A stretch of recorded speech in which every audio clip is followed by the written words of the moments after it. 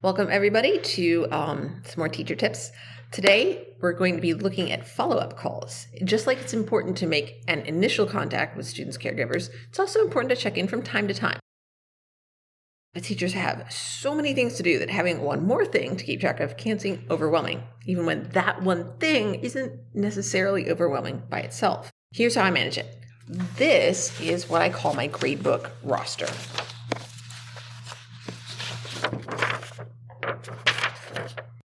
It's a table in a word processing program. I put students' names here, and then I have a couple of columns that I set up at the beginning of the term. Students identify their grade goal as part of the first survey that they do for me, and I put that in the first column. And then I can also pull their GPA from our online database. So there's a big difference between those two numbers that lets me know that when I have a conversation with them about their expectations and their past experience in English classes. So I keep these numbers here because then if their course average is significantly different from their goal and or the GPA, again, that's a conversation that we need to have. The little column in the middle between those two is one that I use in different ways. Sometimes I put the current course average there so that if something seems off, I know to talk to that student. And then I have some space over here on the right that I can use in different ways. I commonly divide it into columns to make a paper copy of my gradebook, which I've shown before. All sorts of different colors for each assignment. And then if something is not turned in, I mark that with a brown slash, which makes it easier to write over later. On this form, I'm using the column to keep track of the most recent caregiver phone call.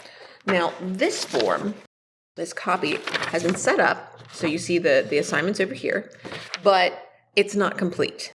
And I'm planning to make another round of calls, so I've transferred the dates from the previous form into this one, but I've put them on here in pencil. Then as I make calls, I can erase the pencil and put the new date for the new call in pen.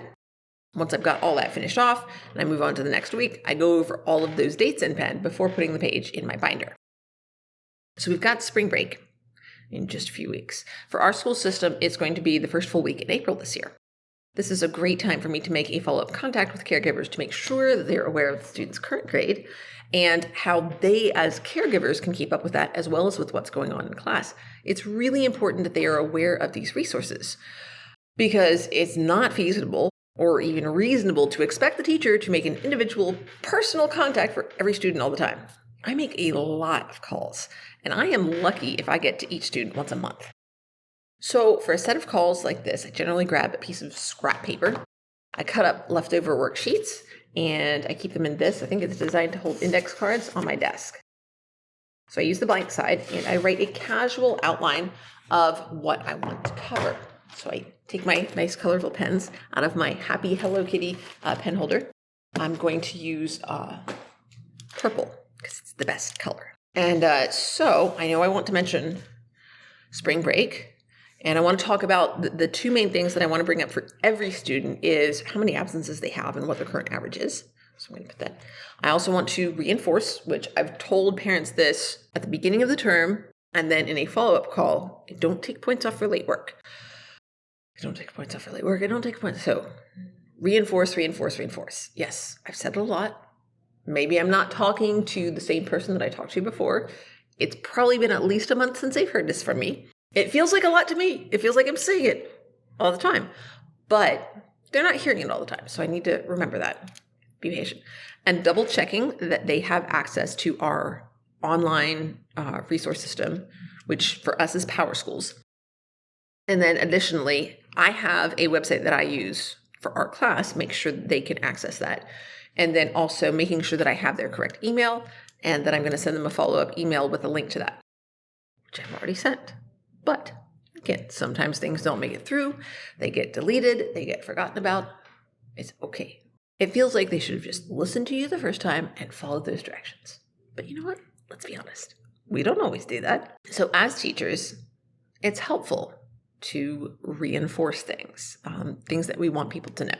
And that doesn't just go for students, but for parents, other teachers, our colleagues, administrators, members of the community, anybody that we're dealing with. If something's important, knowing how to reinforce it without coming across as a nag or being intimidating or pushy. So navigating that is kind of tricky, but I think once a month isn't too pushy. So I'm good with that. And then I have this sheet, which is my call log. And now that I've filled it, I tend to fill that out in blue so that it looks like super official, but not boring. Black is like extra official, but it's a little bit dull. So I have my special blue pen here. And then I look student number. So you can tell I'm not actually calling a student. I'm going to fake this because this is on my phone. I'm not going to do that. I don't use my phone. I do use the school phone. It's not in here. It's over in the library. And I don't want to shoot a video in the library. I mean, it's not a bad place, but talking to the computer while there are other people around and they're just like, Nicole, what the heck are you doing? Don't know that I actually get the video shot. So I'm going to do it for pretend on my lovely Maleficent phone here. And gonna just, this is not an actual student. So I can do this without having to worry about, breaking the law and or getting sued for violating student privacy. I would not do that. That is bad. Also, it's morally wrong. It's just not nice. So I go ahead, I look up the student's information in our online system, and then I go ahead and put today's date on it. Today is the Ides of March, so 3:15. And then I put the time down. It is, as I'm shooting this, 10:31 a.m. So I can put that down because I know I'm getting somebody. And then I call, I'm faking my way through here.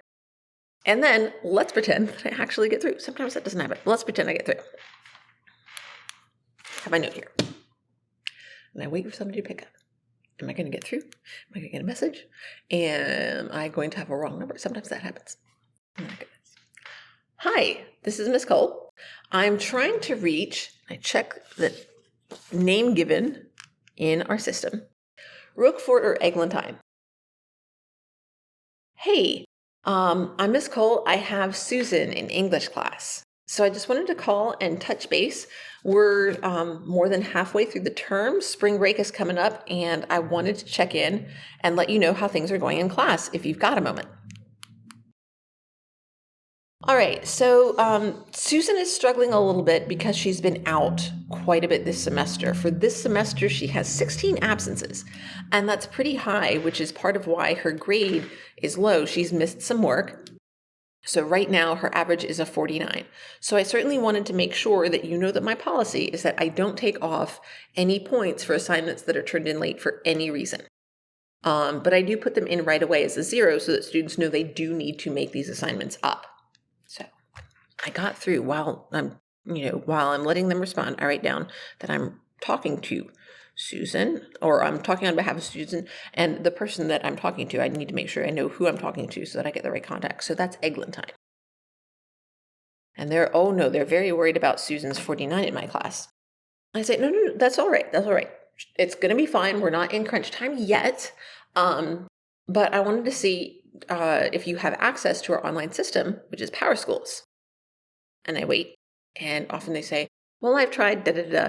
Either they say yes, and I've been talking to her, or they say, I'm not really sure how to use that.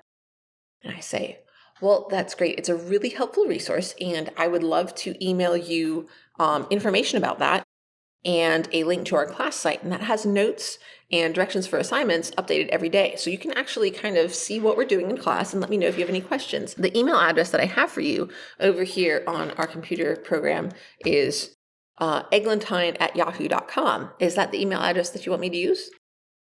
Okay, well, I will send this out. I'm doing some phone calls now, but I will be able to send this out to you by the end of the school day today. So you'll get an email from me, and then just look through that. If you have any questions, let me know, but then respond to the email so I know that I spelled it out right and I got it to the right person. Okay? And then, like I said, if you have any questions, let me know. Overall, the work that Susan is turning in is really well done. It's just a matter of she's been out, so she needs to make sure that she, gets caught up. She doesn't have to rush. I always tell students their health comes first of all. But additionally, it's important that they not try to do everything at once. So just one thing at a time. Just make sure that we keep going and don't quit. and she's going to be just fine. She'll get things done, get them turned in, and we'll be all right. Did you have any other questions for me? And this is where sometimes things happen and sometimes they don't. All right.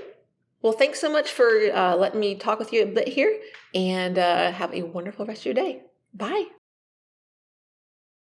And that's it. So then once I've finished the call, I write in the basic result. If there's anything that they've asked me to do, or anything that I've said I will do, I make sure to note it over here. So the basic that I wrote for this is that this was a call about Susan Smith, and I talked to Eglantine, her grandmother, and Susan has a 49 and 16 absences, and I'm going to send links via email. So when I have sent those links, I use usually a red pen, and then sent 3:15, and let's say it's before the end of the school day, so 2:35. And I write that up there as an update. And I'll show you what I put in email like this in just a little bit. And then those emails always ask for a reply. So once again, different color of pen. Let's say I will use green this time. And then I put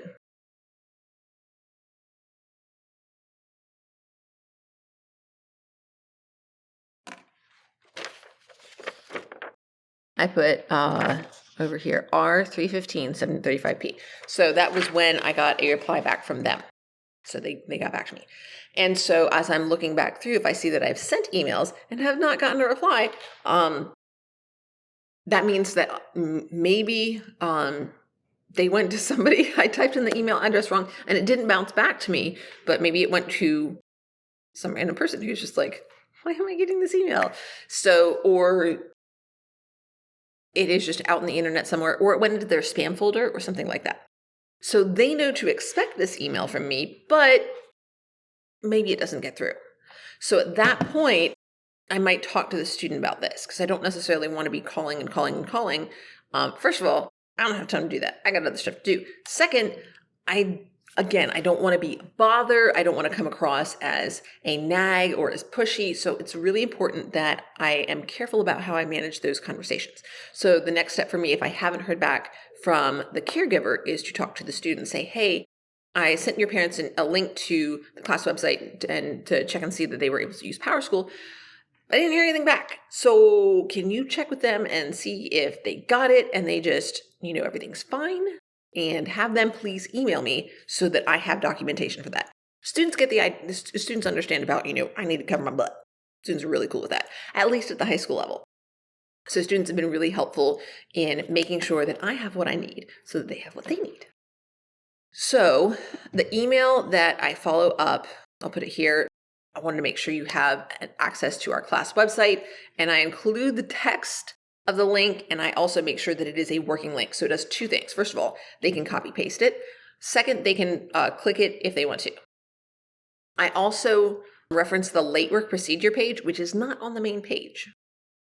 So I'm also kind of testing to see if they can navigate the page. And then I also say that students should be able to show parents what they're working on, because our school is at this point 1-to-1. So students can be like, here is my school laptop. Here is what I am working on.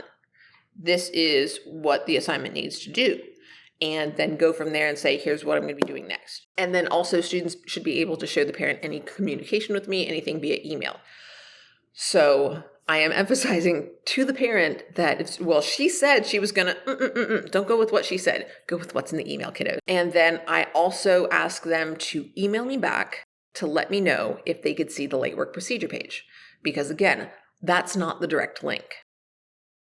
So hopefully they'll either say, yes, I was able to, see and understand your late work procedure, or they'll say it didn't work for whatever reason. And then I can pinpoint, did you have a sidebar? Were you able to open the drop-down menu? And I can identify, this also helps me identify places where I can hopefully make the website a little bit easier to navigate. So it helps me with that. So once I've gone through and I've made these calls, then I go back over here to this. and I can erase and fill in the new dates. I've got them written down here. And the nice thing is, since I've got them written down on my call log, dun, dun, dun, if I get interrupted and I don't get to do it right away, the information is still there. It's just not cross-referenced.